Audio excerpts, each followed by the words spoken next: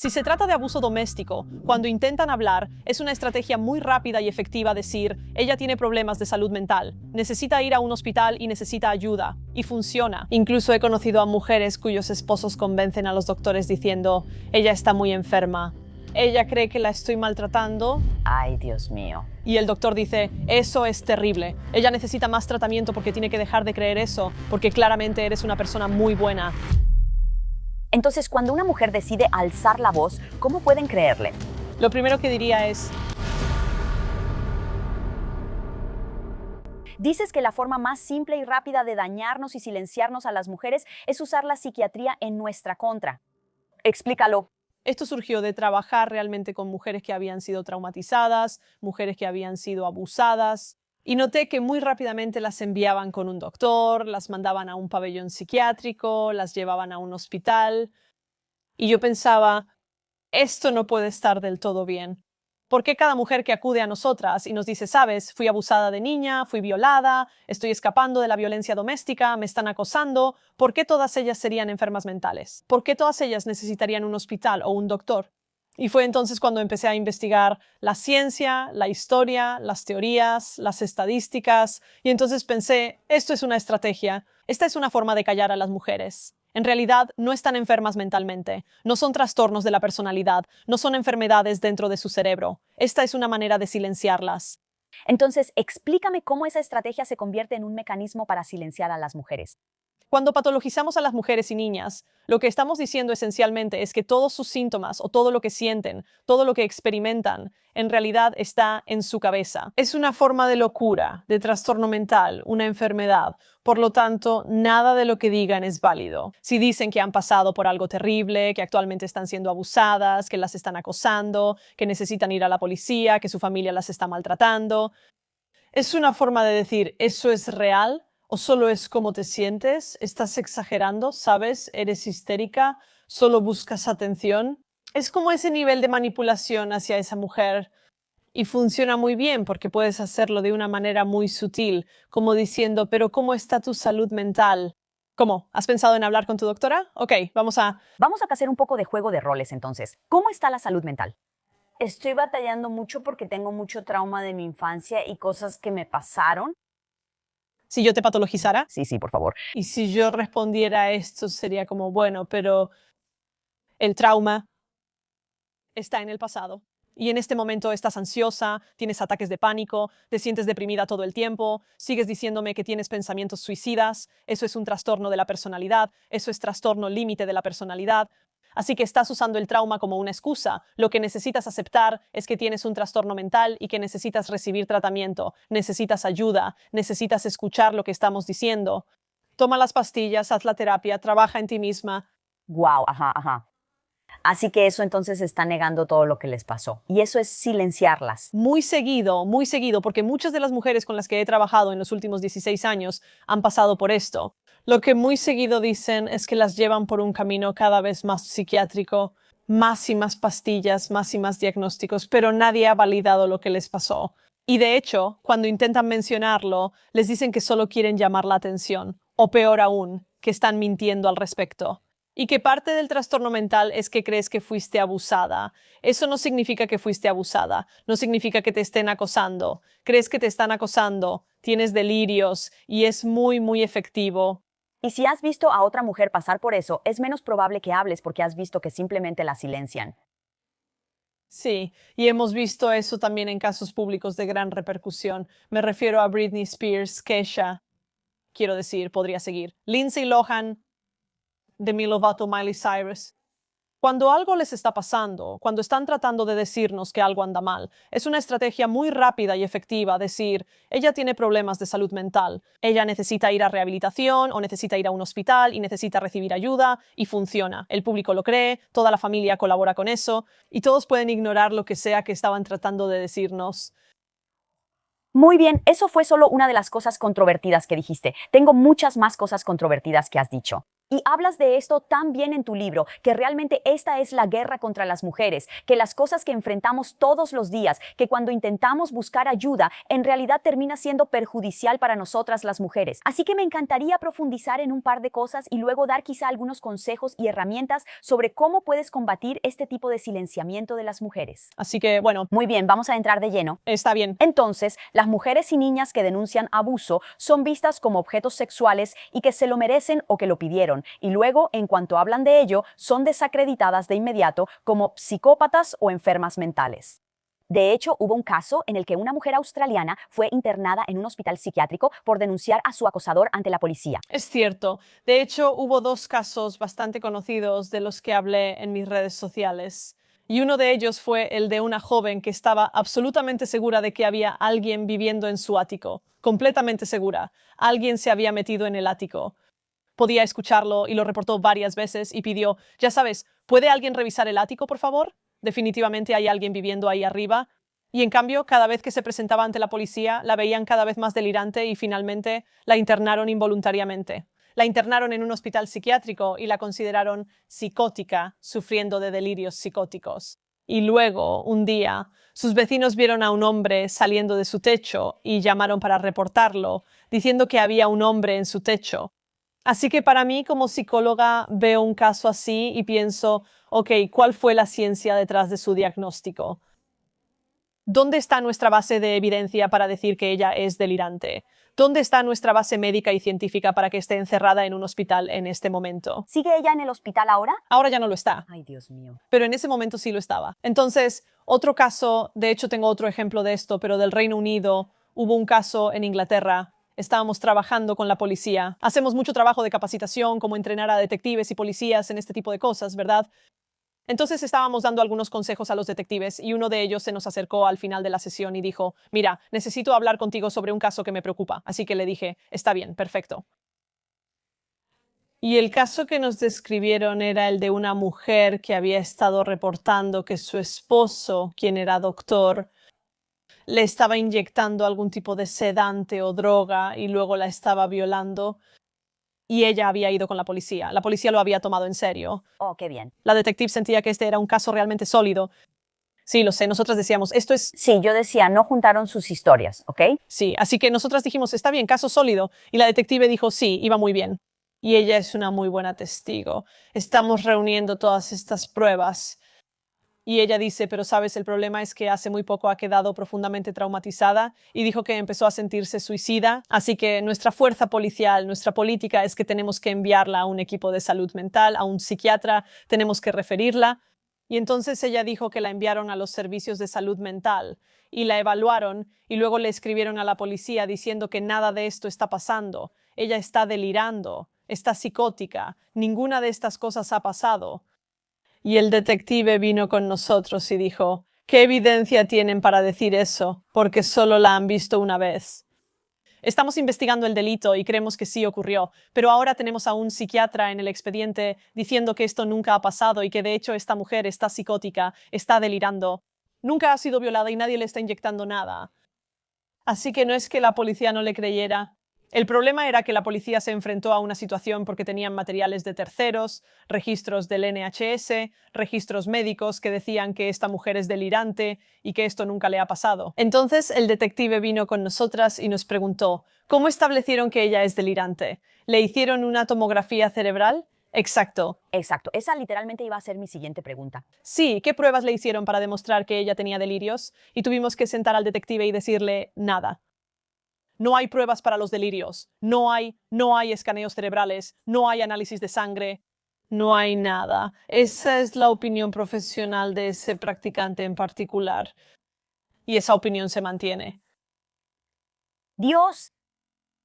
Quiero decir, cuando se trata de crímenes como el asesinato, normalmente eres inocente hasta que se demuestre lo contrario. Pero cuando se trata de esto, es casi como si fueras culpable hasta que se demuestre tu inocencia.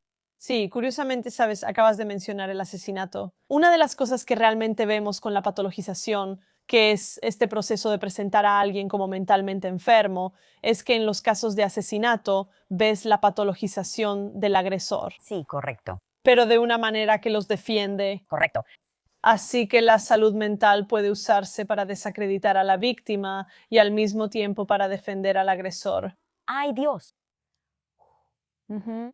Estás diciendo que la salud mental significa que esta víctima nos está mintiendo y es engañosa, pero usas la salud mental para decir que este agresor es vulnerable y necesita nuestra ayuda, que no lo hizo con intención y que no nos está mintiendo. Entonces, como mujer, ¿cómo tomamos eso y lo manejamos? Porque desafortunadamente va a haber algunas mujeres que van a mentir, ¿verdad? Por supuesto. Bueno, cualquiera puede mentir. Bueno, cualquiera puede mentir. Exactamente. Entonces, en esa situación, ¿cómo habría sido mejor manejarlo si no hay una prueba psicológica real para demostrar que ella, ya sabes, tiene una enfermedad mental? ¿Qué habrías hecho diferente?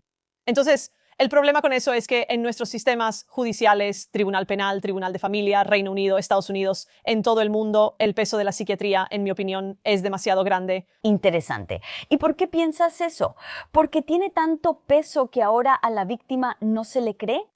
Significa que una persona, un psiquiatra, un psicólogo forense, un psicólogo clínico, podría sentarse con alguien durante 25 minutos, 40 minutos, una hora, tal vez, y luego llegar a la conclusión de que tienen trastorno bipolar o trastorno de personalidad o delirios psicóticos, y luego pueden redactar eso en un informe formal y presentarlo en algo tan serio como una investigación criminal o en una sala de audiencias. Y lo que encuentro que realmente me preocupa, y esto es algo en lo que trato de trabajar con nuestros fiscales y abogados, es por qué no están cuestionando esto. Porque esa es la opinión de un solo profesional. Sal y consigue otra opinión. Cuando capacito a fiscales y abogados, muy a menudo me dicen, ni siquiera lo había pensado. No había pensado que podríamos luchar contra el peso de este diagnóstico psiquiátrico. Creo que piensan que porque alguien lo dijo, debe ser real, debe ser verdad. Pero, el año pasado estuve capacitando a abogados y estaba dando una presentación y estaba explicando que no existen escaneos cerebrales que puedan probar o refutar ningún trastorno mental en absoluto. Vaya, interesante. Entonces, si no puedes identificarlo a través de un escaneo cerebral y una mujer ha estado o está actualmente en una relación donde, digamos, porque mencionaste el tema de la relación, Sí. donde sospechan que su esposo está haciendo algo nefasto. Acabo de escuchar lo que acabas de decir sobre que van con un especialista, las diagnostican y ahora nadie les cree por el diagnóstico. ¿Qué puede hacer una mujer? ¿Qué pasa cuando das un paso al frente como víctima y te dicen, no es así, ya sabes, dile a alguien, busca ayuda, denúncialo? Pero todo lo que sabemos significa que cuando te presentas, instantáneamente te juzgan por cómo te expresas, cómo hablas y cómo te ves. Y si lloras lo suficiente, o si no lloras, o si estás enojada, o si no estás lo suficientemente enojada, o si eres articulada, o si no dices lo suficiente, o si cambias tu declaración, o si olvidas lo que pasó. Así que, en realidad, mucho de lo que sucede cuando te presentas se basa en cómo supongo que eres percibida en un sentido psicológico. Tengo algo que tú dijiste. De hecho, es una estadística horrible, pero dijiste que en estudios después de 2016, si los jurados nos perciben como con sobrepeso o poco atractivas, es más probable que declaren no culpables a nuestros violadores. Así es. Si los jurados nos perciben como deseables o atractivas, es más probable que digan que nosotras provocamos al violador Así es. y que él no pudo controlarse. Así que, básicamente, nuestros cuerpos serán usados en nuestra contra en la corte, sin importar cómo nos veamos. Sí, es cierto. Me fascinó mucho descubrir que algo tan superficial, supongo, como simplemente cómo nos vemos cuando vamos a dar testimonio, puede cambiar la opinión de un jurado. Y no debería ser así. ¿Qué se supone que debemos hacer? Es absolutamente ridículo que tengamos que pensar, Dios, tengo un juicio en unos meses, debería bajar unos kilos. ¿Sí qué? ¿Qué demonios? Es así de ridículo. Pero, en contraste, la investigación también muestra que si el jurado te ve como demasiado atractiva o deseable o sexy, y hay personas en ese jurado que te miran pensando, bueno, no es realmente culpa del violador, eres muy atractiva, no es su culpa, ¿verdad? Probablemente los provocaste, probablemente querías la atención.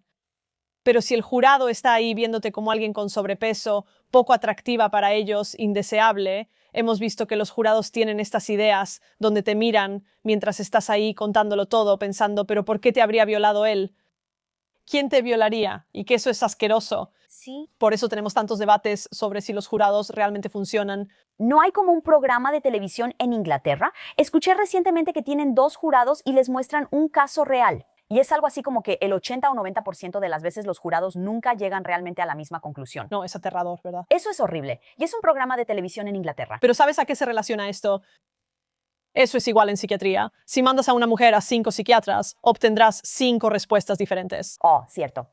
Y escribí sobre esto en Sexy with Psycho. La BBC hizo una especie de versión de reality show de esto, donde pusieron a un grupo de personas en una casa, algo así como Big Brother, Está bien. y luego dejaron que psiquiatras los observaran a través de cámaras para tratar de averiguar cuáles creían que tenían trastornos mentales y cuáles no. Y se equivocaron con todos.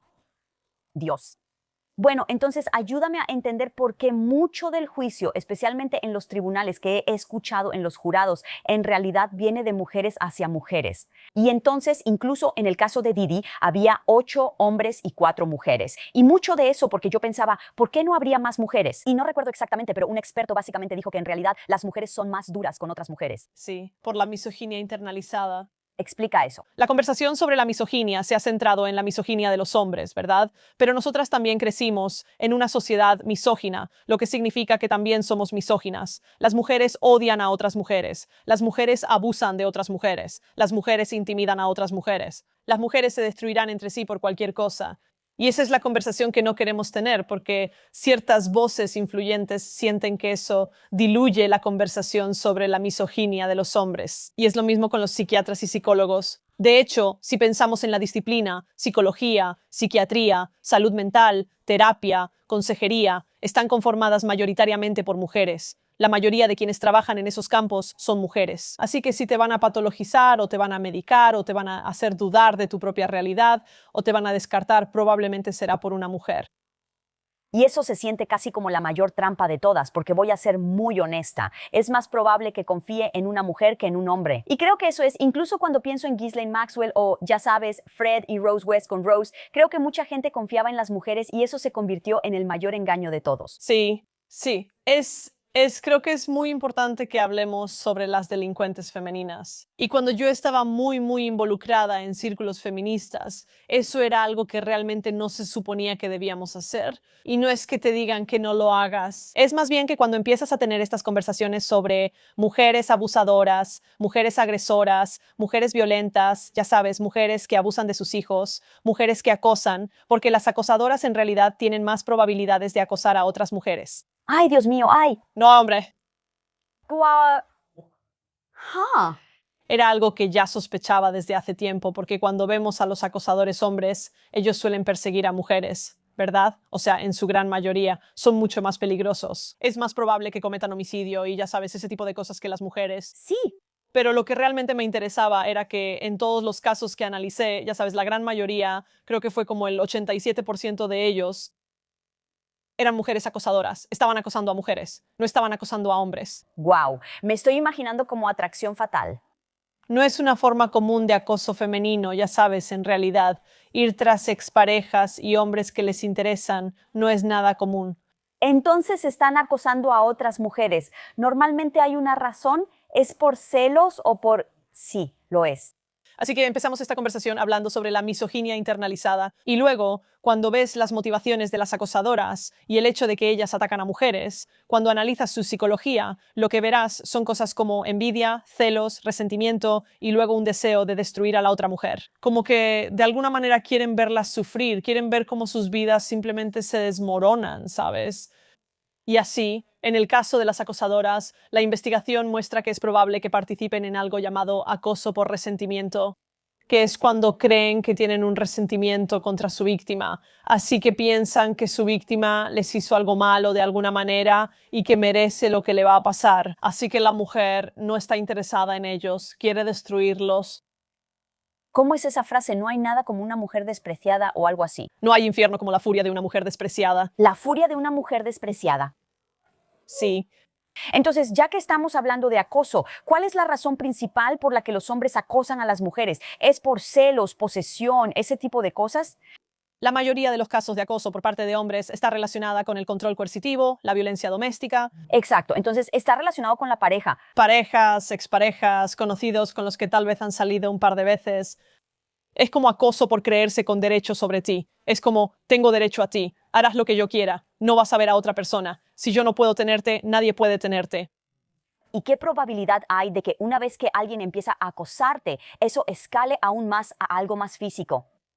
En los hombres eso es mucho más alto, mucho más alto. Así que cuando se trata de agresiones violentas, violaciones y luego asesinato, es mucho más alto en acosadores hombres que en acosadoras mujeres. Sin embargo, en el caso de las acosadoras mujeres, es más probable que sea algo persistente, abarcador, encubierto, que continúe durante años y años, donde ella de alguna manera pasa desapercibida, usando cosas como quejas a tu empleador, quejas a servicios sociales, tratando de que te quiten a tus hijos, quejas, denuncias falsas a la policía, ya sabes, tratando de convencer a toda tu familia de que estás loca, difundiendo rumores sobre ti, asegurándose de que estés totalmente aislada socialmente. He reflexionado bastante sobre esto porque me pregunto, ¿por qué los hombres no usan esas tácticas de la misma manera? Porque sí las usan, pero no son tan comunes. Y a veces me hace preguntarme, estaba pensando en esto. Estaba pensando, supongo que los hombres no necesitan ser tan astutos porque son físicamente intimidantes. Sí, exacto. Así que tal vez una mujer sabe que no es tan físicamente intimidante para su víctima, pero también, debido a la misoginia internalizada, quizá una mujer no quiere creer que es violenta y abusiva. Así que no va a usar tácticas que en su mente sean violentas o abusivas. Exacto. Exacto. Ella va a usar cosas como, esta víctima me ha hecho daño y voy a hacer todo lo posible para básicamente destruir en silencio a esta mujer, pero no la voy a golpear en la cara ni voy a amenazarla de muerte porque realmente no necesito hacer eso. Y no querría que la gente se enterara de que me comporto de esta manera, así que lo voy a hacer de forma encubierta. Y realmente se ven a sí mismas como la heroína de su propia historia, mientras que los hombres no lo hacen de la misma manera. Interesante. Enseguida. En lugar de decir que alguien sufre de ansiedad, mi pregunta sería, ¿de qué tiene miedo ella? Pero lo que también es interesante es que creo que al crecer, de alguna manera interpretábamos el acoso como afecto, como amor, como que le importas, que te quiere. Creo que era como un comercial de Cadbury o algo así donde decían, demuéstrale que la amas. Y es como un tipo realmente inquietante. Creo que hasta se mete a su casa para dejarle una caja de chocolates. Sí. Y es como ver ese comercial. Es tan romántico.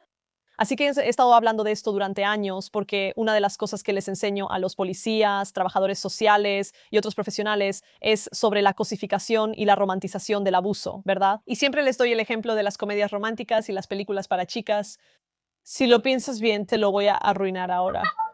No, ¿cómo que no? Entonces sigue. Si lo piensas bien, en general, la trama empieza así. Es una mujer que vive en la ciudad, está teniendo una vida increíble y quiere ser escritora o acaba de empezar a trabajar en un gran periódico. Se la está pasando muy bien, vive sola. Y básicamente solo ves durante como 85 minutos mientras este hombre la acosa, aparece en su trabajo. ¿Dónde está él? Sí, le lanza piedras a la ventana, le toca la guitarra mientras ella intenta ir a algún lugar. Y luego como que el final de la película siempre es el mismo, que es que la mujer dice, Dios mío, él me ama, me tiene tanta devoción, por eso me siguió a todas partes.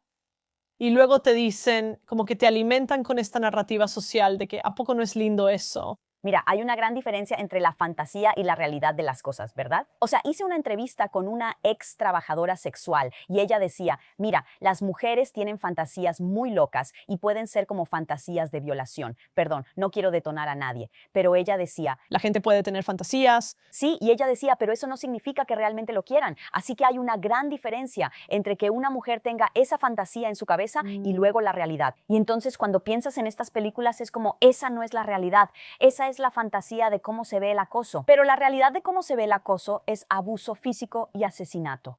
Sí. Y también esta intimidación constante de vivir en hipervigilancia, vivir con miedo, que pasas todo tu tiempo como están ahí, ¿qué es ese ruido? Me van a llamar. Y luego, para relacionarlo con lo que estamos hablando de patologización y ese tipo de cosas, puedes ver cómo muchas víctimas de acoso luego son catalogadas como enfermas mentales y delirantes.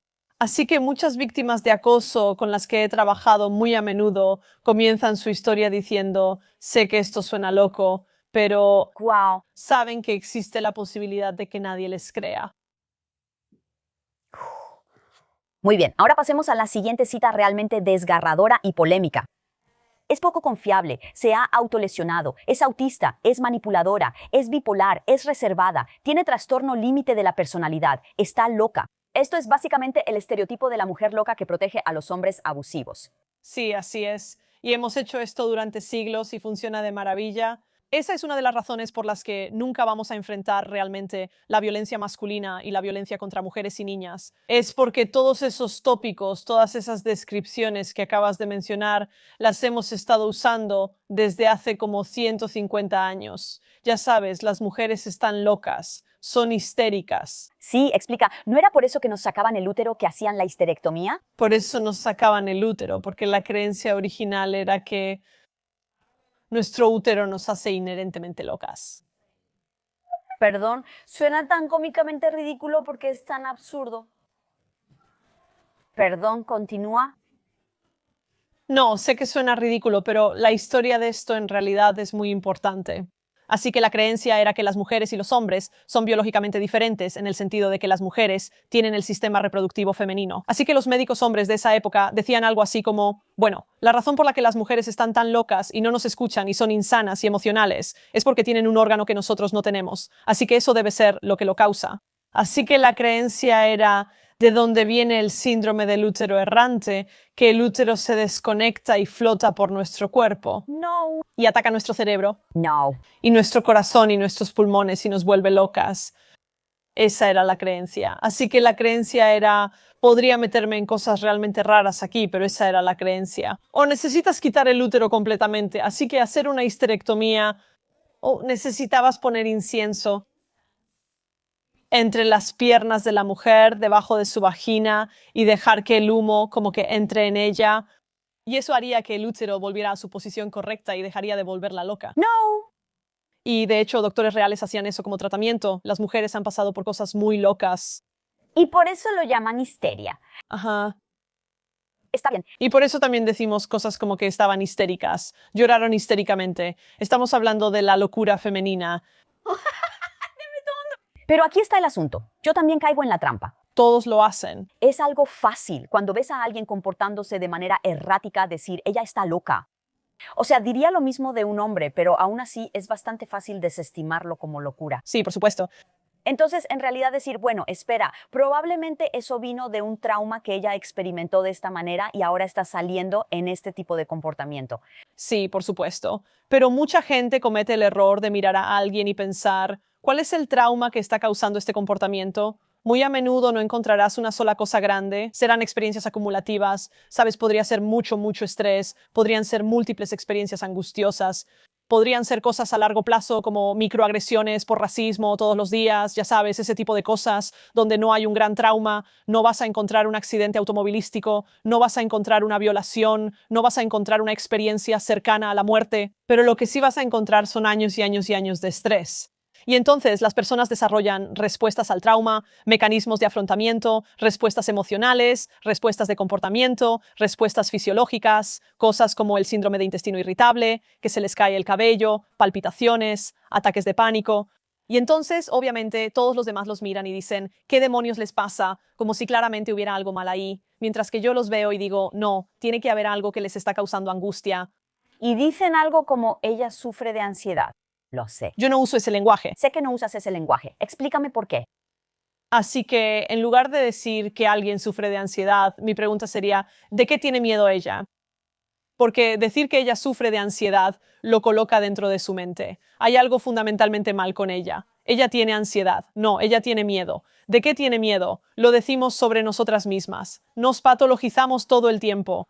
Decimos cosas como, estoy teniendo un ataque de ansiedad. Pero ¿de verdad o tienes miedo de algo? Porque esto se trata de alfabetización emocional. Y hemos perdido la alfabetización emocional y la hemos reemplazado con lenguaje psiquiátrico. Sí. Pensando en esto, digamos que eres una mujer y estás en una relación abusiva. Eso es lo que estás diciendo, como que podrías decir, Dios mío, tengo ansiedad, pero en realidad no. El problema es que tienes que ir a casa con un hombre que te grita y te menosprecia todos los días. Sí, pero, o sea, en realidad ese es un muy buen ejemplo porque muchas mujeres a las que se les diagnostica cosas como depresión y ansiedad, generalmente hablando, hay un factor de estrés ambiental. Entonces, lo que pasa ahí es que les están diagnosticando una enfermedad mental que se va a quedar en su expediente médico y que puede ser usada en su contra.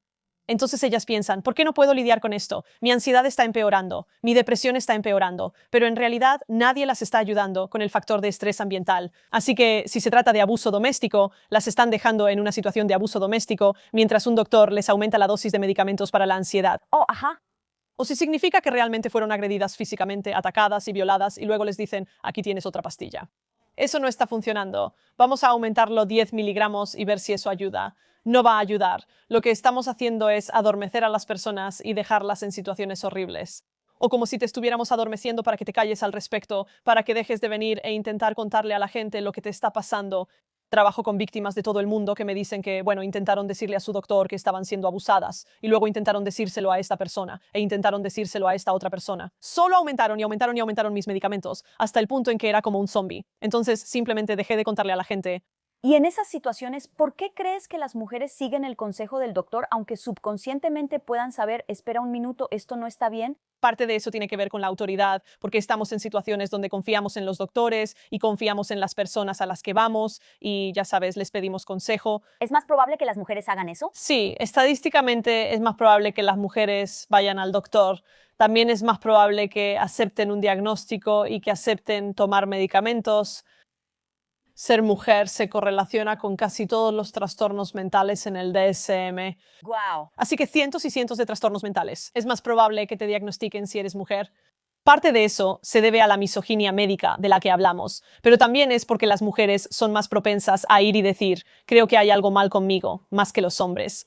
Sí, es cierto. Hombre, no me pasa nada. Sí, el hombre dice, no he ido al doctor en 28 años, estoy bien. Tengo una gran idea.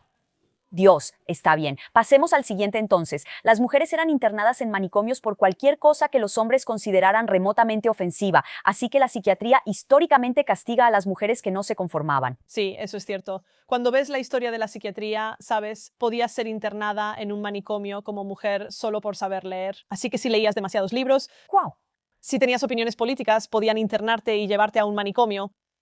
Si no querías casarte o si no te gustaba el hombre con el que estabas casada, si no querías tener hijos o si no podías tener hijos, si tenías un aborto espontáneo, directo al manicomio. Ay, Dios, ¿en serio? Hay por tantas razones. No tuve hijos.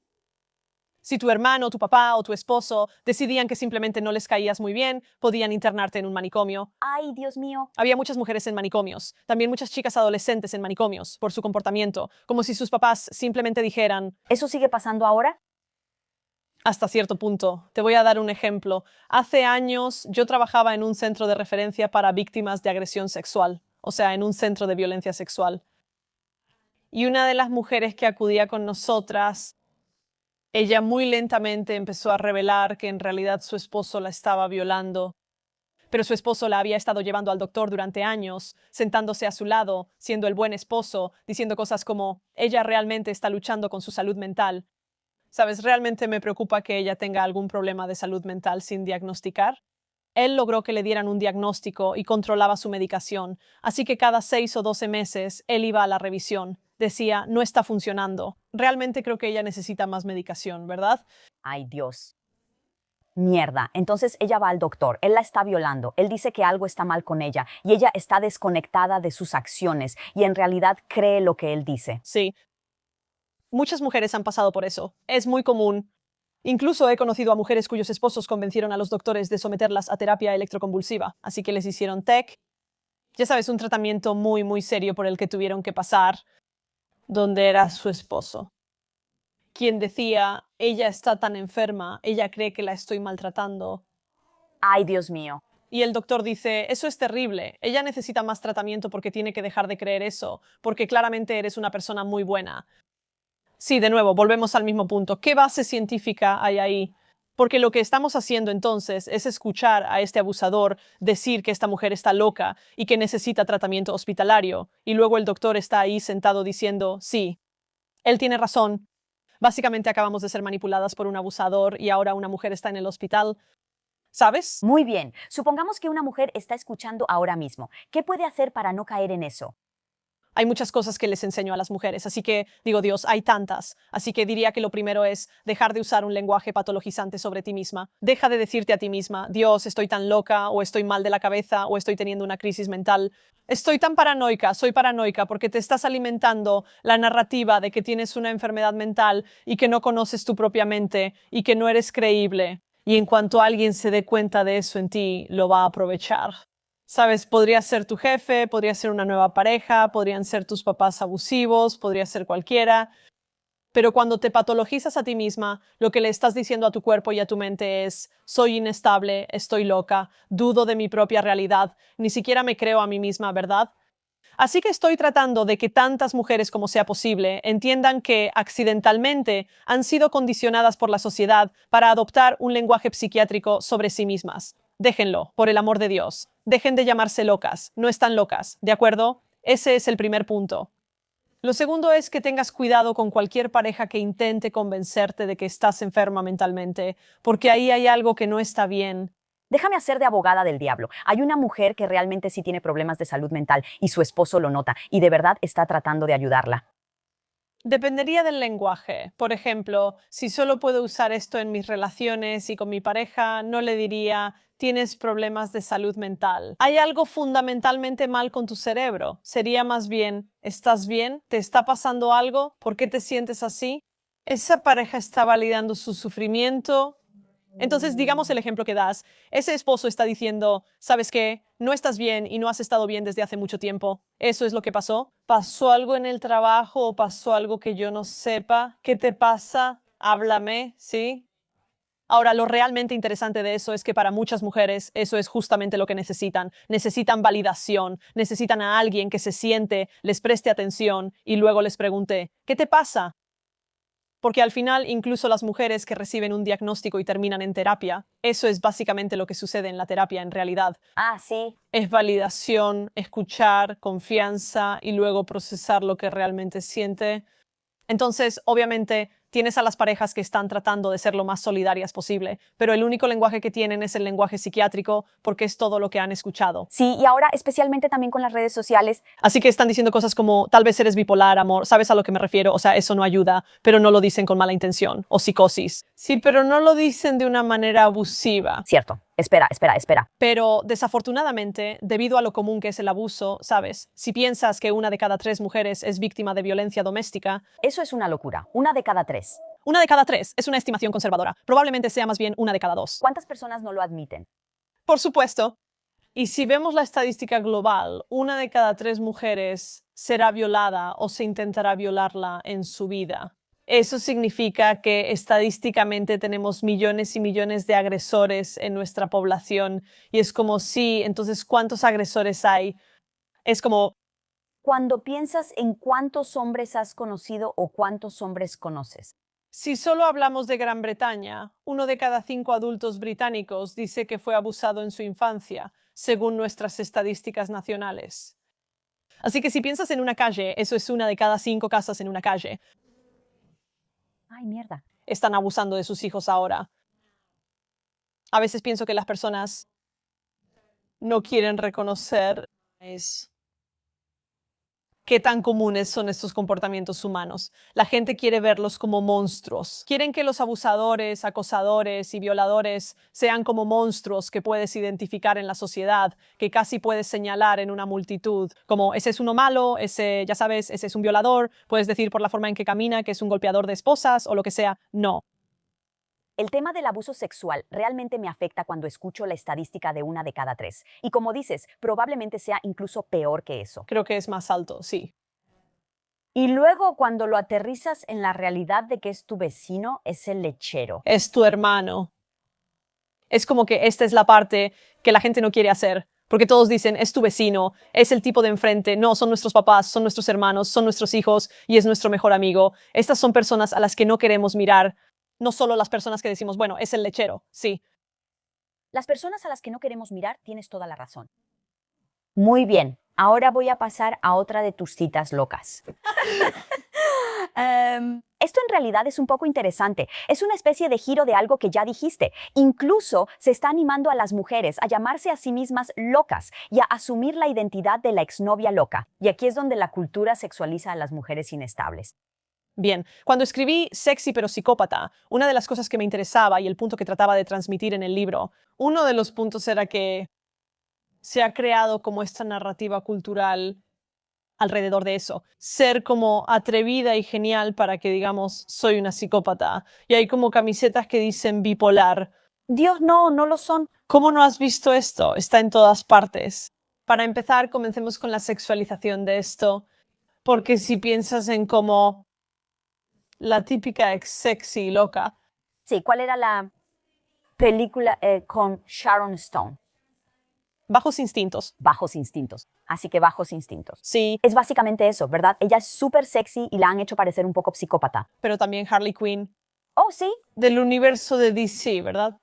Entonces, lo que tienes son estos personajes donde la mujer es como atrevida y sexy, pero es una psicópata. Pero ella, o sea, te va a coger, pero también te va a noquear. Como, así que fue como sí, pero es como, ella está loca.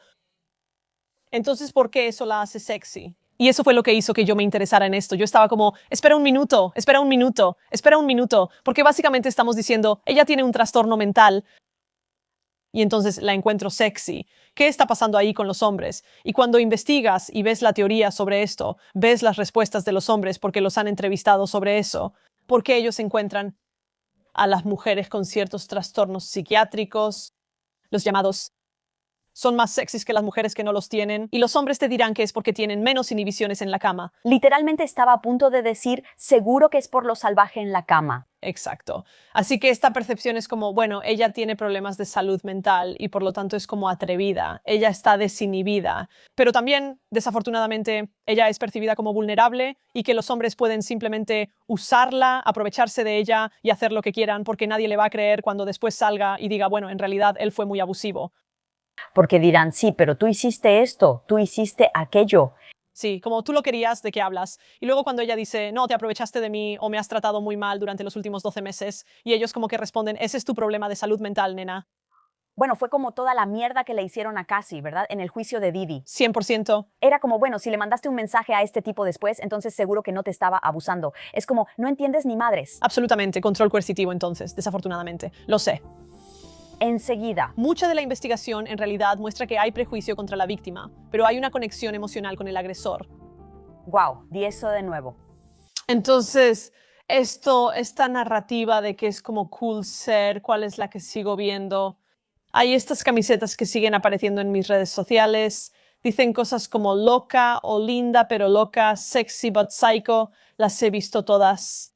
Y es como, ¿qué estamos tratando de decir aquí? O sea, ¿de qué se trata esto de que es sexy que estemos enfermas mentalmente? ¿Es sexy que la estemos pasando mal? ¿Es sexy que estemos traumatizadas? ¿Es sexy que estemos tomando medicamentos? ¿Por qué sexualizaríamos eso? ¿Por qué estaríamos condicionando a chicas adolescentes cada vez más jóvenes y a mujeres para que crean que la psiquiatría es sexy? Nunca haríamos eso con un chico si un chico estuviera enfermo mentalmente. ¿Te lo puedes imaginar? Déjame ir por él. ¿Te puedes imaginar a un hombre caminando por ahí con una camiseta, todo deprimido? Sexy but psycho. Sí, ¿Cómo acercarme a ti? sí.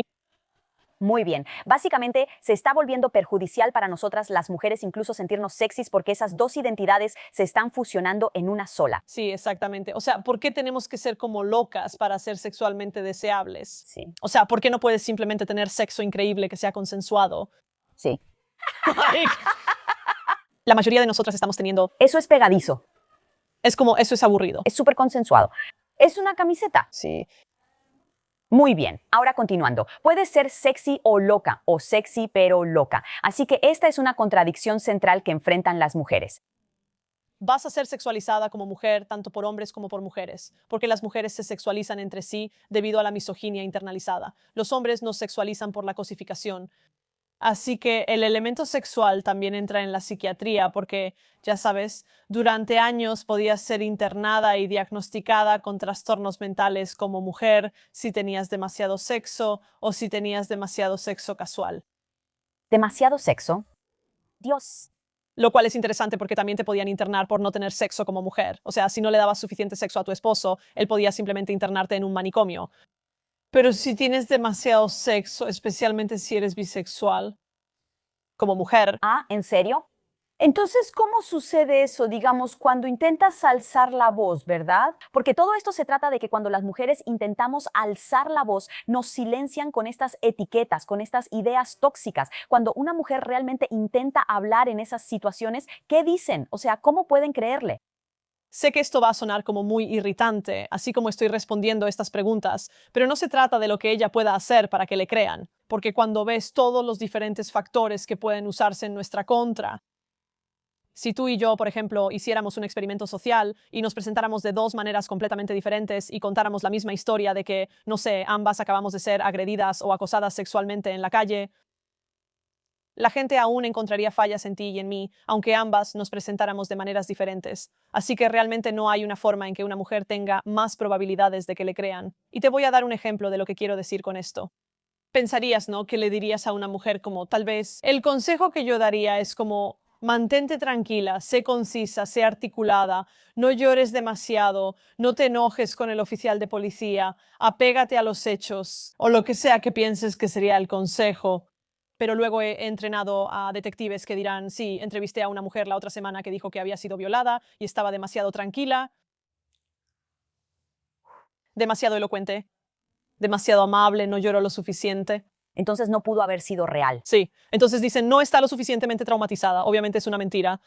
¿Qué haces al respecto? Porque creo que muchas de nosotras sí tenemos prejuicios y creo que Por supuesto, no necesariamente lo hacemos con intención o queremos hacerlo, ni lo hacemos deliberadamente, pero lo hacemos y entonces proyectamos, yo no lo haría, por lo tanto no puede ser real. El ejemplo que suelo dar es cuando la gente se ríe en los funerales. Yo nunca me reiría en un funeral. Algunas personas sí lo hacen. yo sí lo hago. Ahí tienes, un ejemplo perfecto.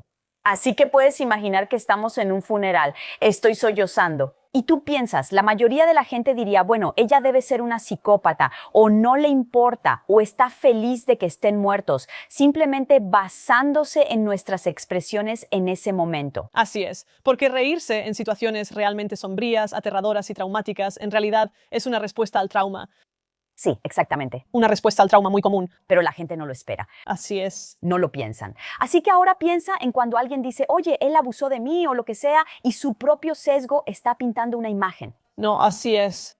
Es difícil penetrar el sesgo de esa persona. Y entonces incluso como mujer, me preocupa, incluso con esta conversación, que la gente diga, bueno, caray, nunca voy a hablar. ¿Verdad? Porque van a decir que estoy loca. Sientes que estás entre la espada y la pared. Bueno, eso es porque como individuo lo estás. Y por eso todo mi trabajo se enfoca en el cambio sistémico, porque esto no se trata de que las mujeres tengan que cambiar ellas mismas. Una mujer debería poder presentarse como sea que se presente cuando está traumatizada. Así que si ella es una persona muy tranquila cuando está traumatizada, lo siento, pero la policía, los psicólogos y los trabajadores sociales tienen que mejorar en su trabajo. En mi opinión, esto no se trata de decirles a las mujeres que tienen que presentarse de una manera en particular cuando van y le dicen a alguien que están siendo abusadas. Tiene que ser que esos profesionales reciban una capacitación mucho, mucho mejor para que no estén sentados ahí pensando, ella está llorando demasiado. Obviamente son lágrimas falsas. O, ¿por qué no está llorando? Esto obviamente es un reporte falso. Porque eso, para mí, solo demuestra una grave falta de comprensión sobre el trauma y cómo se manifiesta el trauma. Y luego eso se le transmite a la víctima, porque esa víctima está sentada ahí sintiendo, por supuesto que puede percibirlo de ese oficial, trabajador social, terapeuta o quien sea, pero eso en realidad es un reflejo de lo mal capacitado que está ese profesional y de lo malos que son nuestros sistemas. Es muy, muy común en casos de acoso, por ejemplo, que la víctima se presente, generalmente una mujer, y diga, me están acosando. Pero como se presenta en un estado tan traumático, le cuesta articular. Va saltando de un tema a otro en su declaración. Es un poco incoherente. Luego olvida lo que estaba diciendo. Luego salta y habla de otra cosa, y después olvida y luego llora y luego se calma, y después como que intenta bromear con el oficial. Estoy bien, de verdad, no te preocupes, ya sabes, ese tipo de cosas. Ella parece más errática que el agresor. Así que cuando van y entrevistan al agresor, que está tranquilo como si nada, sentado ahí como... No. No, no sé de qué está hablando ella. No, eso nunca pasó. No, no sé por qué diría eso de mí. No. O sea, ¿quién parece más errática, verdad? Entonces, ¿por qué no se les enseña a los policías que una de esas personas te está mintiendo estratégicamente? La otra está traumada y te dice, todas estas cosas me están pasando y no sé qué está pasando, y luego pasó esto, y luego esto, y luego esto, y no sé qué está pasando, y tal vez me estoy volviendo loca. Así que no están siendo entrenados para reconocer correctamente las respuestas al trauma. Y luego están siendo manipulados con éxito por los agresores que llegan y dicen, sí, yo nunca haría algo así. No, no sé por qué diría eso, pero sí tiene problemas de salud mental si lo investigas. Ella toma medicamentos. Sí, ¿de verdad has investigado sobre su salud mental? Ella ya ha dicho esas cosas antes, ¿no? ¿Sabes? Como que una de esas se ve mucho más creíble que la otra. Así que no creo que eso sea culpa de la mujer. Me encanta que tengamos mujeres como tú que están dispuestas a enfrentarse al sistema. Eso es tan importante como a un nivel más alto. Pero muchas mujeres ahora mismo dicen, ni siquiera puedo averiguar cómo dejar esta relación o decir que estoy siendo abusada, mucho menos enfrentarme al sistema. Sí, claro. Así que estoy pensando en esa mujer que está en casa, en el closet, escuchando esto en secreto, porque si su pareja se entera, se va a meter en problemas. ¿Cómo puede empezar a hablar y no tener miedo de que la llamen loca? Lo primero que diría es, si estás escuchando esto o viéndonos y piensas, Dios mío, necesito salir de mi relación, todo lo que acabamos de hablar es como si estuvieras describiendo mi vida, básicamente. Mi consejo sería que no tomes decisiones apresuradas ni hagas movimientos impulsivos. Ve y habla en privado con una organización especializada en apoyo a mujeres, así que no vayas directamente a la policía. Sí. Ve y busca ayuda de una organización especializada en violencia doméstica, violencia sexual o acoso que sea independiente de la policía. Habla con ellos sobre lo que está pasando, gana confianza, haz un plan de seguridad antes de hacer cualquier cosa, porque nos dicen que si te está pasando algo así, solo vayas a la policía, que la policía te va a ayudar. No siempre. O si simplemente no saben hacerlo mejor, o si, digamos, esa estadística es real, donde 1 de cada 3, pues algunos de los oficiales de policía también son peligrosos y malintencionados. Algunas investigaciones en realidad demuestran que la violencia doméstica es más común en muestras de policías que en el público en general. Oh, mierda, sí. Así que hay más perpetradores de violencia doméstica en la policía y hay más víctimas de violencia doméstica en la policía que en una muestra del público en general. Ay, Dios mío. Entonces te estás encontrando con perpetradores a quienes estás denunciando. Correcto. Ahora imagina que estás señalando a un tipo que es un perpetrador. Él tiene a otro tipo diciendo, yo no fui. Se identifica con el tipo. Así que es como, yo te cubro, amigo. No, así es, porque esa es otra cosa de la que no hablamos, que es la conexión profesional con el perpetrador en lugar de con la víctima. Muchos estudios en realidad muestran que hay prejuicio contra la víctima, pero hay una conexión emocional con el perpetrador. Wow, dilo de nuevo. Hay prejuicio contra la víctima, Sí. pero hay una conexión emocional con el perpetrador, con el carácter del perpetrador o con su historia. Oh, ajá. Sabes, hay algo en ese perpetrador que les gusta más que la víctima. Y eso no tiene que ver con las pruebas, desafortunadamente. Cierto. No se trata de cómo han sido entrenados, no se trata de lo que deberían hacer, no se trata del procedimiento. Muchas víctimas lo saben, muchas mujeres que están atrapadas en la violencia, el abuso y el acoso lo saben. Saben que su agresor es encantador, saben que su agresor es amigable, saben que su agresor va a entrar a la estación de policía, hacerse amigo de todos, salir y decir nos vemos. Sí. Ellas lo saben, son conscientes de eso. Muchas víctimas saben que también parecen en sus palabras inestables. Oh. Porque soy psicóloga, pero también soy víctima de estas cosas. Yo misma he pasado por muchas de estas situaciones. Y hasta ahora, incluso para mí, a veces entro en estos sistemas y pienso, Dios, sé que no debo presentarme de esta manera, no debo presentarme así, no debo actuar así, no debo decir estas cosas.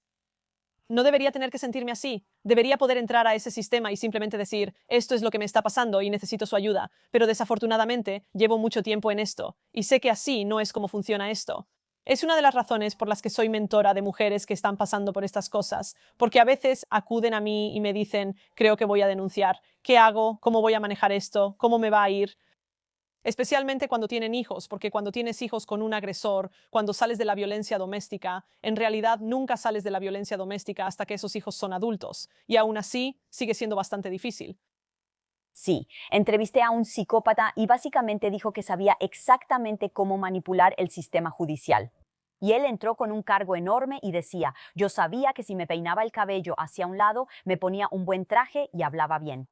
Decía, sé que puedo convencerlos, todo porque sabía exactamente cómo encantar y manipular a las personas a su alrededor. Sí, ese tipo de agresores saben cómo hacer eso y piensan, bueno, si me muestro mejor que la víctima, si me muestro calmada, amigable, profesional, si hablo bien, si soy educada con todos, entonces probablemente voy a poder manipular al 90% de las personas en esa sala y eso es todo lo que realmente necesito. Sí, y muchos agresores saben cómo hacer eso. Una de las cosas que encontré realmente interesante fue que la investigación global más reciente, de hecho, muestra que las personas que acosan principalmente en línea y usan tecnología son más propensas a tener un nivel educativo más alto, es más probable que sean profesionales. Entonces, durante años y años, cuando hemos analizado a los acosadores, creo que todos piensan, no sé, por ejemplo, en un hombre violento cuya relación terminó. Él simplemente no puede aceptar eso y se vuelve violento y luego empieza a acosar a su ex. Pero cuando empiezas a analizar el acoso moderno, la mayoría de los casos ahora ocurren a través de la tecnología, ya sea por teléfono, internet o redes sociales. Ha surgido una nueva clase de acosadores que son enfermeros, doctores, abogados, psicólogos, terapeutas, porque pueden involucrarse en conductas de acoso mientras mantienen como esta apariencia. Me pareció muy interesante cuando lo investigaba y cuando escribía sobre ello, que en realidad pueden acosar sin parar y nadie nunca lo sabría. Podrías estar sentada frente a tu pareja en la mesa durante la cena y ellos estarían acosando a su víctima y tú nunca lo sabrías. Simplemente. Va a requerir algo de trabajo, cariño. Y luego, para nada. Están viendo los videos de su víctima donde la están amenazando y acosando. Tienen un perfil falso que usan para, ya sabes, aterrorizar a su víctima desde lejos. ¿Cómo lo sabrías? Es casi como crear una nueva clase de agresor que no tiene que mostrarse al mundo particularmente. Pueden esconderse. Sí, ya no tienes que conducir hasta la casa de alguien y pararte en su patio. Y puedes intimidar a alguien, arruinarle la vida, amenazarlo y hacerle un daño inmenso mientras mantienes tu. Perfil. Sí, y de alguna manera eso lo hace más peligroso porque si estuvieras conduciendo y sentado afuera de la casa de alguien, absolutamente eso sería aterrador para esa víctima. Pero eventualmente tendrán pruebas, sí, porque estás sentado afuera en un auto o te ven o sus vecinos te ven y puedes reportarlo y luego siguen regresando, puedes grabarlo con tu teléfono, puedes presentar alguna evidencia, pero ¿qué haces cuando una persona anónima puede aterrorizarte las 24 horas del día y no tienes manera de saber quién es?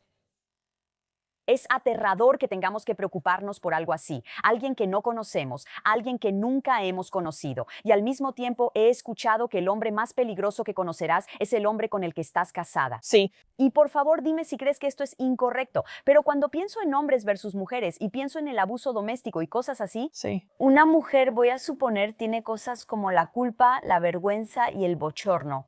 Y entonces, cuando llaman a la policía, a quienes se supone que debes confiar, muchas mujeres, he escuchado, no encuentran el valor para hablar o decir, oye, él es abusivo. Es más probable que en realidad protejan al esposo.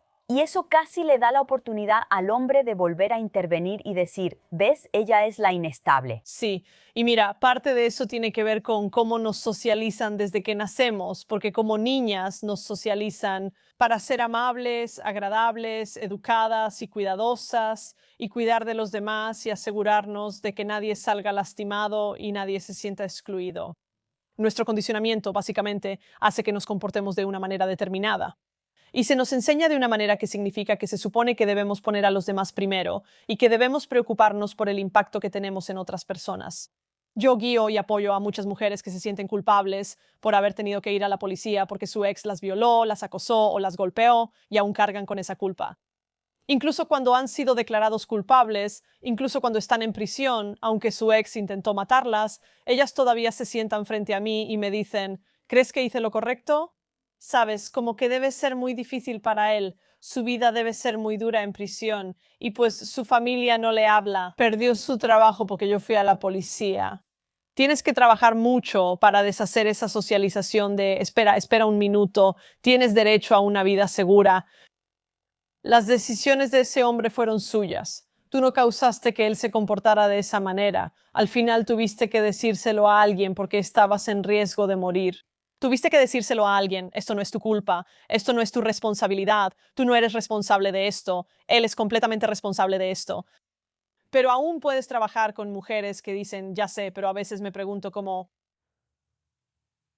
habría sido así si hubiera estado con otra persona, tal vez saqué lo peor de él, tal vez fue algo que hice, tal vez fue el estrés. O ya sabes, a veces incluso me encuentro con mujeres que dicen algo como, no creo que él sea violento ni abusivo. Creo que solo estaba luchando con su salud mental porque siempre me decía que era por su salud mental, por eso me trataba como lo hacía.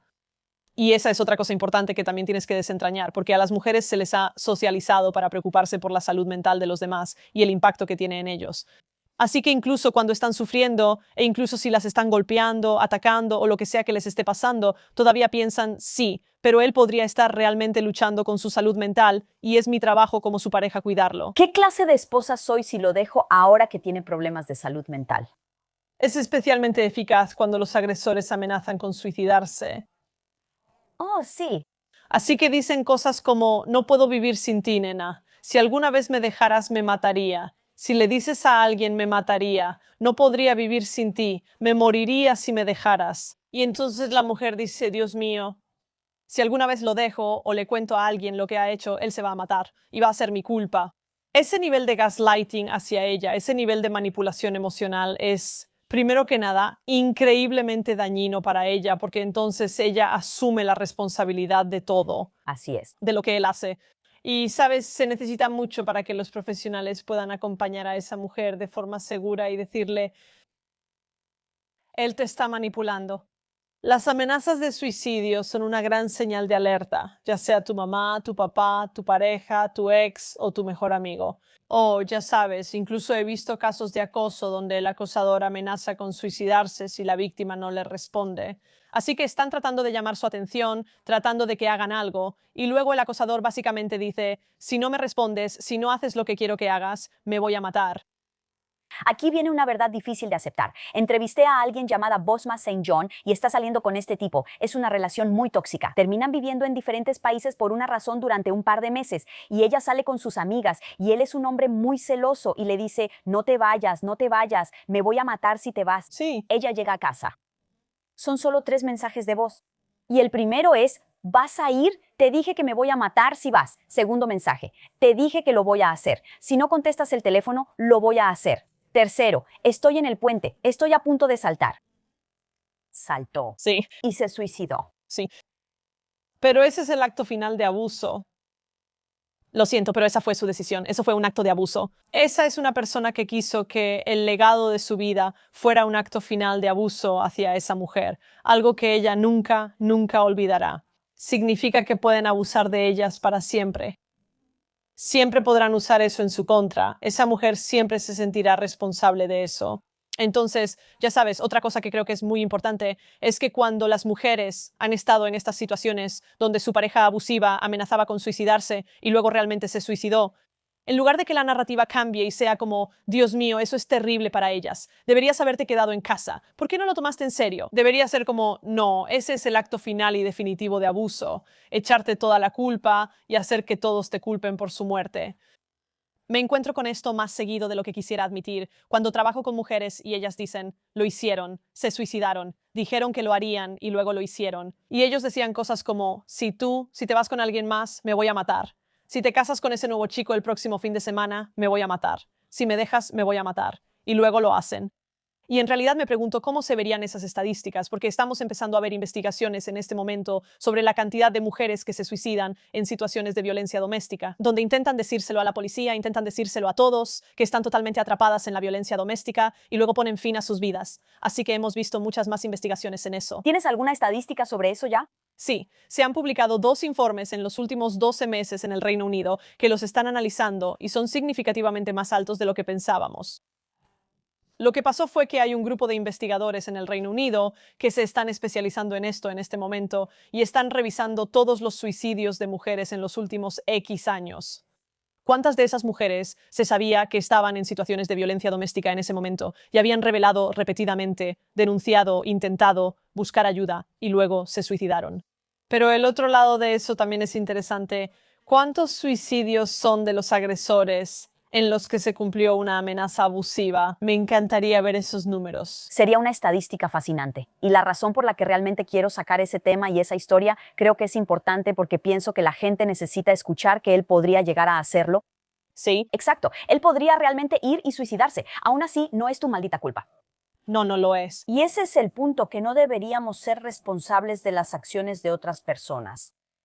Lo que pasa con eso es que muy a menudo funciona. La mujer sí es culpada cuando ellos mueren. Incluso pueden ser culpadas por eso. 100%.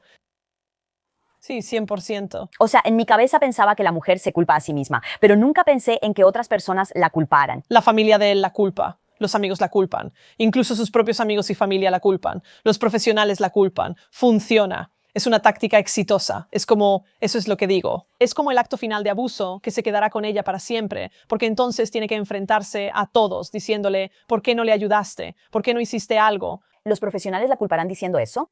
Sí, los profesionales la culpan. Los profesionales culpan a las víctimas todo el tiempo. Cuando evaluamos las actitudes de culpabilización de la víctima en los profesionales, tienden a tener el mismo desempeño que una persona común. Ay, Dios. Como que todos piensan que los psicólogos, terapeutas, policías, trabajadores sociales, que tenemos mejores valores y mejores puntos de vista y que no culparíamos a la víctima. Pero repetidamente, cuando nos comparan con el público en general, todos culpamos a la víctima con la misma frecuencia. Así que tienes la misma probabilidad de que te culpe una persona cualquiera en la calle que tu propia psicóloga. De hecho, me recuerda a un caso del que me enteré hace años. Solo conocí a la mujer un par de veces, pero fue violada cuando era adolescente y no sabía qué hacer, y eventualmente se lo contó a alguien. Y cuando la policía fue a interrogar a este tipo, él lo negó y luego se suicidó. Y ella fue responsabilizada de ese suicidio por todos en ese pueblo, siendo solo una niña. ¿Qué carajos? Y luego la patologizaron y la medicalizaron y le dieron un montón de medicamentos. Y hablé con ella sobre esto y le pregunté, ¿pensaban que mentías sobre la violación? Y ella me dijo, no, realmente no, nadie me acusó de mentir. Básicamente dijeron que arruiné su vida al denunciarlo. ¿Qué? Fue como si el hecho de que hablaras hizo que él se suicidara. ¿No ves lo que hiciste? Y es como, wow, eso fue... Y eso se le puso sobre los hombros a una niña. Eso es ridículo. Está bien, me disculpo, te interrumpí antes cuando estabas dando una gran explicación de cómo las mujeres pueden realmente ayudarse a sí mismas. Sí. Está bien. Definitivamente iría primero a organizaciones especializadas, elaboraría un plan de seguridad porque necesitas un plan de seguridad para poder irte, ya que, como sabemos, en el momento de salir es cuando corres más riesgo.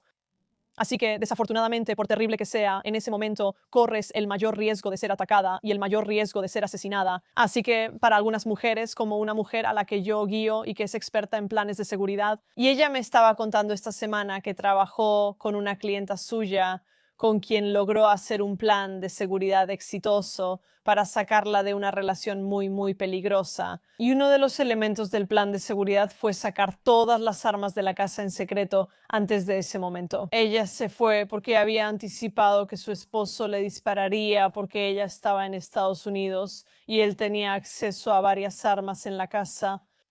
Así que el plan de seguridad trata sobre lo que va a pasar en el momento en que te vayas. Puedes irte en secreto, puedes irte cuando él esté en el trabajo. ¿Y luego qué? Por ejemplo, tienes tu pasaporte, tienes suficiente dinero, tienes los pasaportes de los niños, ¿a dónde van los niños? Si tienes hijos, ¿van a ir contigo? ¿A dónde vas después de eso? ¿Vas a ir a un refugio? ¿Tienes un lugar listo en un refugio? ¿Vas a ir a la casa de tu mamá? ¿Qué pasa si él va a la casa de tu mamá? Entonces, ¿cuál es tu plan de seguridad? Wow. Y es porque cuando dejamos a los abusadores, nunca es un camino fácil. Sí, puede ser extremadamente violento de inmediato, pero el riesgo secundario en realidad es que ese proceso lento se convierte en acoso, se convierte en amenazas, se convierte en años y años y años de abuso. Así que hacer un plan de seguridad es súper importante. Pero solo puedes planificar tu seguridad hasta cierto punto. No es tu culpa. No te corresponde a ti hacer una maldita evaluación de riesgos y solo puedes planear lo que puedes predecir. Y no siempre puedes predecir cómo responderán los agresores. Así que ya sabes, eso es difícil. Lo otro que diría es que hay momentos en tu vida en los que tienes que pensar en cómo te presentas. Y si estás increíblemente traumatizada y eres consciente de que cuando estás muy traumatizada te expresas de una manera particular, podría ser una buena idea escribir lo que pasó en lugar de intentar explicárselo verbalmente a alguien. Yo soy así. Así que no estoy dando este consejo de manera crítica. Yo soy así. Así que si estoy realmente traumatizada y estoy tratando de hablar con alguien sobre algo o explicar algo, no digo ni una maldita cosa con sentido. O puras incoherencias. Sí, salto de un tema a otro, repito lo mismo 6 veces, ya sabes, como que me altero cada vez más. Luego llego al punto en que digo, ya, no voy a hablar más de esto. Es como, ya sabes, así es como me pongo cuando no estoy bien. Pero si me dieran la oportunidad de escribirlo y decir, esto fue lo que pasó, así me hizo sentir, podría expresarlo perfectamente. Así que a veces se trata de pensar en la estrategia, como, ok, ¿cómo vas a expresar lo que pasó y qué evidencia tienes? ¿Cómo vas a mostrarlo en una línea de tiempo? Sabes, algunas de nosotras no somos muy elocuentes cuando estamos traumatizadas y ni siquiera somos buenas para recordar las cosas. Nuestra memoria se ve afectada por el trauma. Cuando hablamos de acoso, Dios mío, demostrar el acoso es una pesadilla. Así que sin duda diría que uno de los mejores consejos que puedo dar es que construyas una línea de tiempo del acoso. Wow, esa es una buena idea. Porque presentarlo en una tabla de como en esta fecha a esta hora pasó esto, en esta fecha a esta hora. Me enviaron este mensaje en esta fecha a esta hora, 47 llamadas perdidas a esta hora, ya sabes, luego había alguien afuera de mi casa. Puedes verlo como una cronología. No puedes hacer eso si estás sentada ahí, entrando en pánico, con el trauma reactivado por el hecho de estar en una comisaría o algo así, o tienes a 2 policías en tu casa entrevistándote para preguntarte, ¿qué pasó? ¿Nos puedes contar? Creo que hay maneras en las que se debería abogar por las víctimas, y eso es algo que el mes pasado creamos, un servicio llamado Orium, y queríamos establecer algo que fuera como un verdadero servicio de defensa para las víctimas. Porque en la mayoría de los países del mundo, los perpetradores tienen un abogado, las víctimas no. Eso es muy interesante. ¿Por qué? Porque la forma en que están construidos y funcionan nuestros sistemas de justicia penal es que es un sistema adversarial orientado a enjuiciar al perpetrador en nombre del país o de la corona. Por lo tanto, el perpetrador tiene derecho a representación legal gratuita y asesoría legal porque está entrando a un sistema legal. La víctima técnicamente solo es un testigo del delito, aunque sea la víctima, así que no tiene abogado. No tienen derecho en la mayoría de los países dentro del sistema penal, porque técnicamente el delito es contra la corona, no contra la víctima. Eso es una locura. Sí, es por eso que, por ejemplo, en Inglaterra es el servicio de fiscalía de la corona. Ellos procesan en nombre de la corona, no en nombre de la víctima. No son tu abogado como víctima. Ah, claro. Ellos son los abogados de la corona. Así que cuando yo trabajaba en estos tribunales y hacía este trabajo, me molestaba mucho que el perpetrador pudiera haber visto a su abogada 5 veces, 10 veces antes de ese juicio penal. La víctima no ha visto a ninguna abogada, no tiene representación. Nadie las ha preparado. Sabes, nadie les ha dado el tipo de consejo que realmente necesitaban porque se considera entrenamiento, mientras que puedes darle consejos al agresor todo el día, y aparentemente eso no se considera entrenamiento. Es un sistema completamente al revés. Alguien una vez me dijo, se llama sistema de justicia penal por una razón, no se llama sistema de justicia para las víctimas. Y tienen razón, este no es un sistema que se creó para hacer justicia a las víctimas. Es un sistema que se creó para que la corona obtuviera justicia cuando alguien cometía un delito contra las reglas del país. Así que sí, recientemente creamos un servicio para decir, bueno, las víctimas merecen algo mejor que esto, necesitan representación en todo el mundo. Y entonces, cuando lo pusimos en marcha, lo lanzamos el mes pasado y estamos desbordadas. ¿A dónde puede ir la gente? Quiero ponerlo en pantalla. ¿Cuál es el sitio web? Se llama traumaexperts.org. Eso es increíble. Me encanta que incluso hayas hecho eso. Es fantástico. Trataremos de dirigir a tantas mujeres que lo necesiten como sea posible a esa página. Pero cuando estás pasando por esto, cuando has reunido el valor y todo lo que acabas de decir para salir, siempre hay esos momentos en los que intentan atraerte de nuevo. Sí, definitivamente los hay. Creo que hay algunos como puntos críticos, por así decirlo. Entonces, uno de esos puntos sería cuando les dices que se acabó. En ese momento vas a empezar a ver cómo muestran su verdadera cara. Te van a manipular, van a intentar convencerte de que estás loca, van a explotar, van a destrozar la habitación, van a decir que se van a suicidar, que va a salir en ese momento y debes prestar atención a lo que salga en ese momento porque te están mostrando cómo va a ser esto. Está bien. ¿Sabes? Y es en ese momento cuando las mujeres necesitan sentirse seguras de que, como dijimos antes, tienes derecho a salir de una relación abusiva. La manera en que la pareja abusiva responde, desafortunadamente, es responsabilidad de ellos. Así es. Pero puede ser que empieces a tener esa conversación sobre irte y de repente ellos exploten, se alteren, lancen algo, rompan algo, ya sabes, ese tipo de cosas. Bien. Entonces, ¿qué tienes ahí? Tienes volatilidad, violencia, agresión, así que potencialmente eso es con lo que vas a tener que lidiar. O recibes las súplicas, los ruegos, el llanto, la negación absoluta. Yo nunca he hecho nada malo. ¿Por qué me harías esto? Y van a hacer darbo, van a voltear esto, van a negar, van a atacarte y luego van a revertirse. Ahora ellos van a ser la víctima y tú eres la villana ahora. Y entonces va a ser, todo lo que he hecho es amarte y tú eres todo para mí y yo nunca te haría nada. ¿Por qué me haces esto? Estás arruinando nuestra relación. Podríamos estar juntas, podríamos ser felices, ese tipo de cosas. Si vas a tratar con alguien así, eso también va a tener un gran peso emocional sobre ti. Así que necesitas asegurarte de que tu red de apoyo sea bastante sólida en esto, porque va a ser muy difícil si lo haces sola. Desafortunadamente, muchas mujeres están haciendo eso solas. Sin embargo, dicho esto, a veces verás que las personas pasan por esas etapas. Así que no es solo una etapa. Están probando todas las tácticas para ver cuál va a funcionar. Sí. En cuanto a cómo intentan atraerte de nuevo, creo que sucede en momentos específicos. Así que sería como cuando vas a recoger tus cosas, ya sabes, cuando empiezas a alejarte de la familia, cuando tienes que tener esas conversaciones realmente difíciles sobre que uno de ustedes se va a mudar o, por ejemplo, dónde van a estar los niños. Pero sí creo que puedes notar con algunas personas abusivas ciertos puntos de riesgo en el futuro. Y será como cuando empiezas una relación con alguien nuevo, tal vez sales más con tus amigas o quizás estás saliendo con otras personas. Tal vez ya empezaste a ver a alguien más.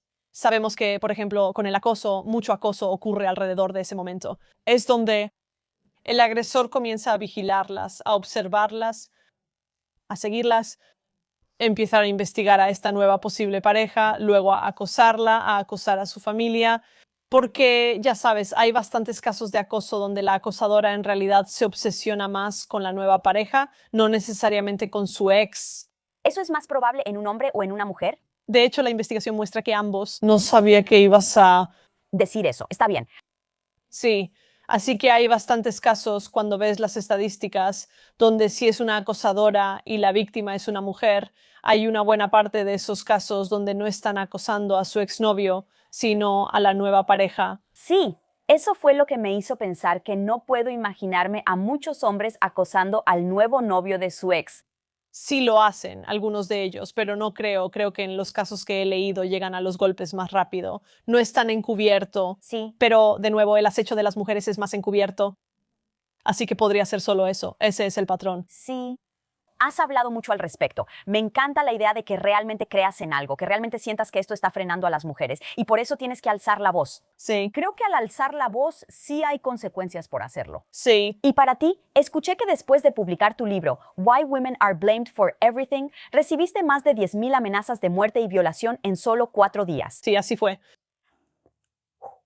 ¿Más de 10,000?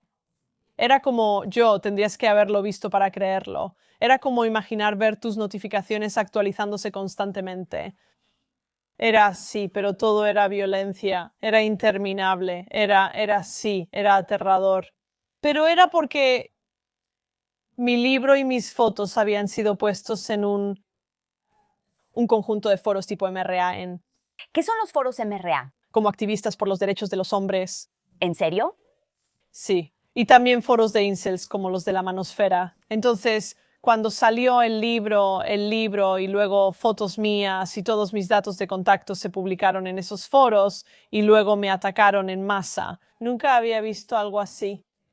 Estaba absolutamente aterrada por la naturaleza gráfica de esas amenazas de violación y muerte.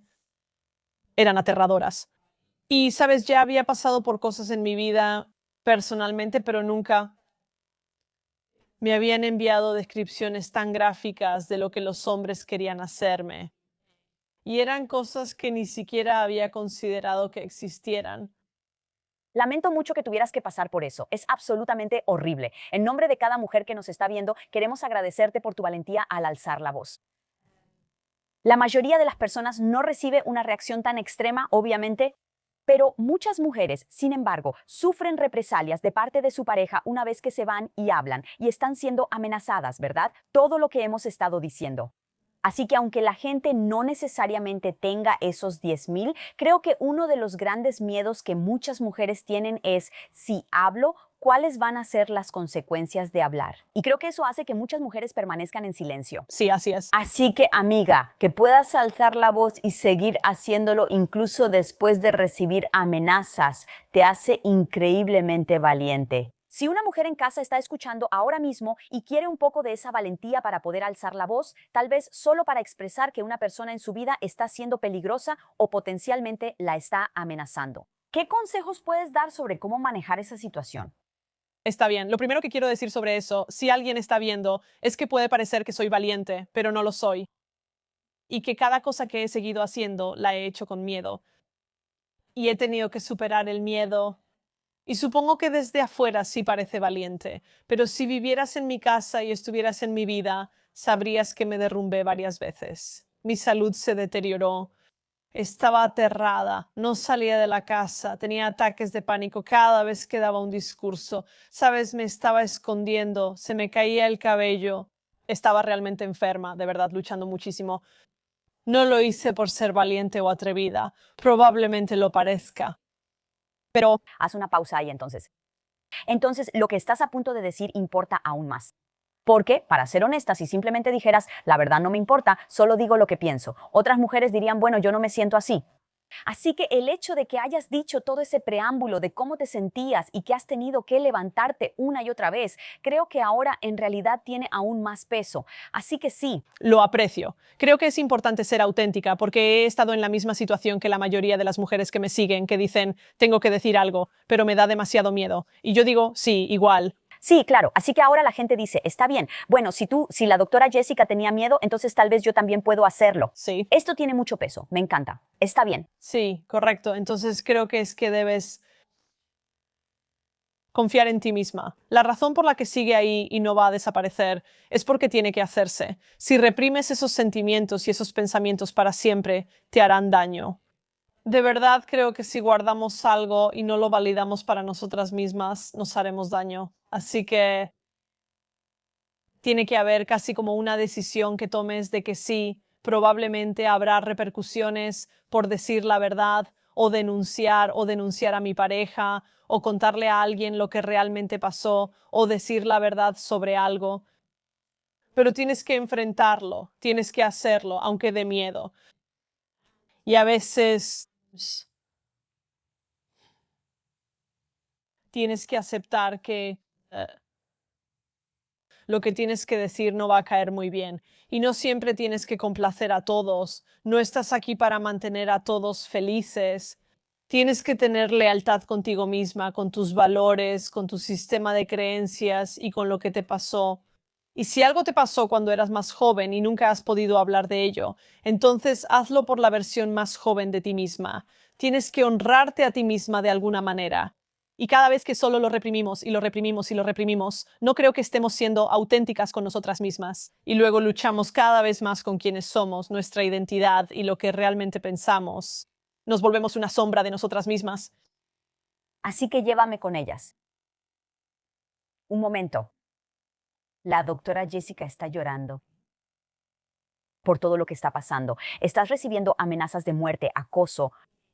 Tal vez estás metafóricamente de rodillas llorando porque tienes miedo, tienes ansiedad, estás ansiosa, todo lo que acabas de decir.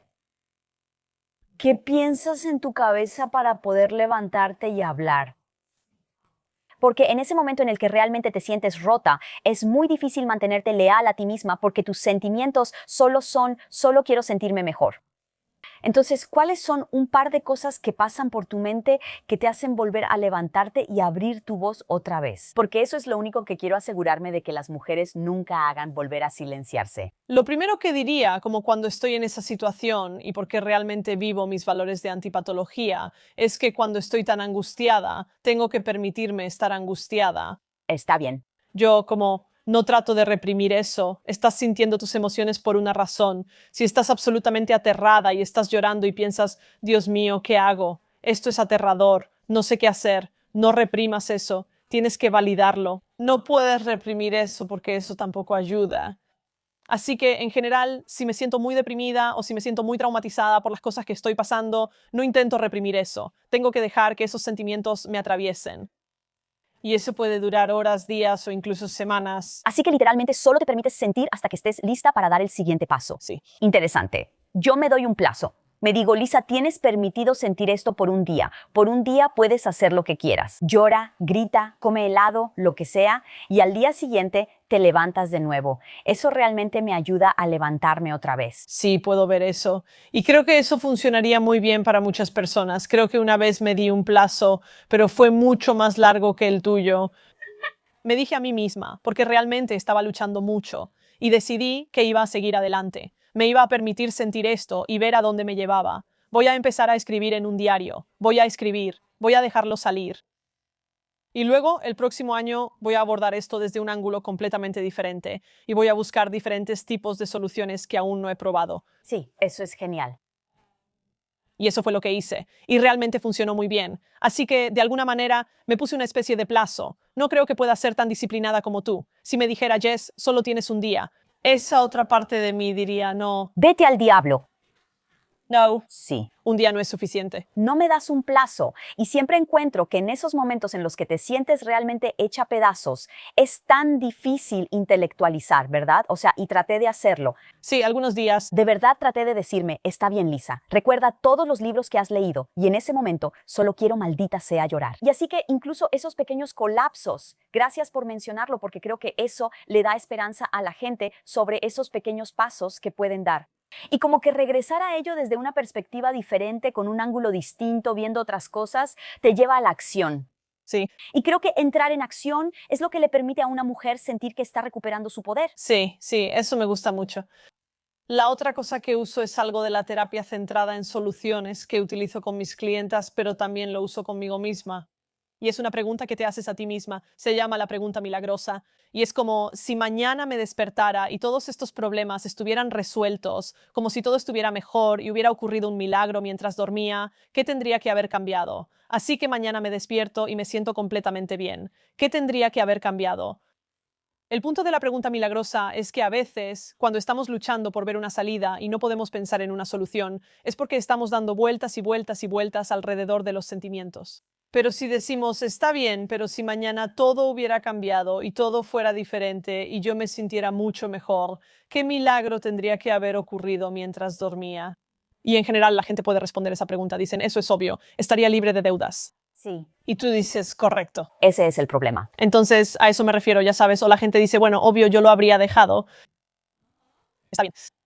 Eso está muy bien. Me gusta eso porque a veces puedes pensar, tengo tantos problemas, ¿qué demonios estoy haciendo? ¿En cuál siquiera me enfoco? Y te preguntas, ¿de verdad tienes tantos problemas? ¿O hay uno en particular que podría resolverse así de fácil? Y luego, una vez que sabes cuál es esa cosa, entonces trabajas en esa primero. Eso es muy bueno. Es tan simple pero tan claro y fácil. Yo hago algo parecido con mi negocio. Por ejemplo, Está bien, quiero que mi canal de YouTube llegue a 1 millón de suscriptores. está bien, Bueno, ¿qué tendría que ser cierto para que llegues a 1 millón de suscriptores? Y digamos, correcto, mi respuesta es que tengo que publicar un video todos los días durante los próximos 6 años. está bien, Esa es mi respuesta. Ahora la pregunta es, ¿estás dispuesta a hacerlo o no? así es. Y esa es la pregunta más hermosa porque, de nuevo, volver a sentir que tienes el control de tu vida, para mí, es lo que ayuda a las mujeres a construir su confianza. Me saca de mis emociones y me lleva a la acción. Y eso es lo que te decía antes, que me encanta el hecho de que termina en acción porque una mujer que siente que puede controlar su vida, recuperar su poder y no ser minimizada. Creo que esas pequeñas cosas terminan construyendo esa confianza. Creo que también es importante, hago mucho de este trabajo con mujeres, donde básicamente les recuerdo que su vida podría ser diferente a esto. Sabes, muchas mujeres dirán algo como, tengo 40 años, tengo 50 años. Oh, ajá. ¿Sabes? ¿Qué podría yo, como mi vida siempre va a ser así? Tengo 40 o 50 años, te quedan décadas y décadas aquí. Podrías estar viviendo una vida completamente diferente. No necesitas estar con este hombre, no necesitas vivir esta vida. Tú puedes, o sea, podrías ser lo que quisieras ser. Podrías tener 50 años y decir, voy a ser doctora. Podrías hacer cualquier cosa. Y a veces las mujeres necesitan que se les recuerde eso. No estás atrapada. Y si tienes el apoyo adecuado y buscas la ayuda correcta, no estás atrapada. O sea, esto no va a ser fácil. No va a ser un paseo, pero no estás atrapada. Esa parte es verdad. Eso es real. Eso es poder. Doctora Jessica Taylor, me divertí muchísimo. ¿Dónde puede encontrarte la gente? Y tienes un libro nuevo. Entonces, ¿a dónde puede ir la gente si quiere saber más sobre ti? Dios mío, hay tanto. Así que el nuevo libro es Click, Stalk, Destroy, que trata sobre el acoso obsesivo. Así que puedes pedirlo en cualquier lugar. Pondremos todos los enlaces en las notas del programa. Gracias. Si quieres aprender sobre todo lo que hago, solo ve a dedrejessicataylor.com o entra a victimfocus.com. Ahí es donde hacemos todo nuestro trabajo enfocado en las víctimas y trabajamos con profesionales de todo el mundo.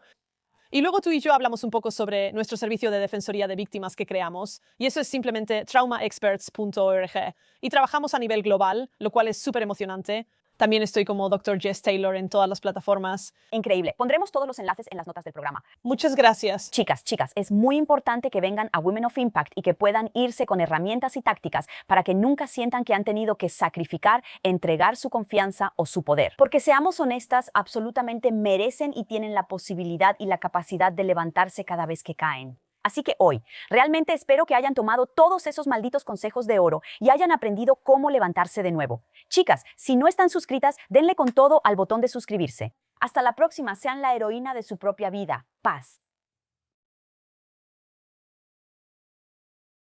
Si no sabes en quién confiar y quieres protegerte de un psicópata, entonces tienes que ver este episodio aquí mismo con Aisha Gravenberg. Los narcisistas y las personas manipuladoras no tienen un tipo específico. No tienen un tipo, así que cuando tú estás alterada y muy emocional, ellos se están riendo.